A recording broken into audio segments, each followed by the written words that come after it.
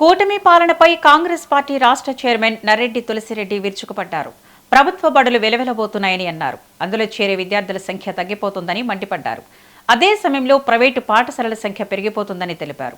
రాష్ట్ర ప్రభుత్వ విద్యారంగం గురించి గొప్పగా చెప్పుకుంటుందని, కానీ మరోవైపు 972 స్కూల్స్ మూతపడ్డాయని ఆరోపించారు.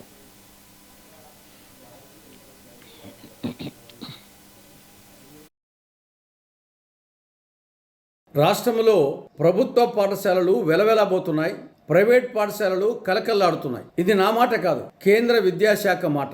కేంద్ర విద్యాశాఖ 2025-26 విద్యా సంవత్సరానికి సంబంధించి ఒక నివేదిక ఇచ్చింది ఆంధ్రప్రదేశ్కు సంబంధించి. ఆ నివేదిక ప్రకారంగా రాష్ట్రంలో ఏడాదికి ఏడాది ప్రభుత్వ ఎయిడెడ్ పాఠశాలల సంఖ్య తగ్గిపోతా ఉంది. ఈ పాఠశాలల్లో చేరే విద్యార్థుల సంఖ్య తగ్గిపోతా ఉంది. అదే సమయంలో ప్రైవేట్ పాఠశాలల సంఖ్య పెరుగుతూ ఉంది.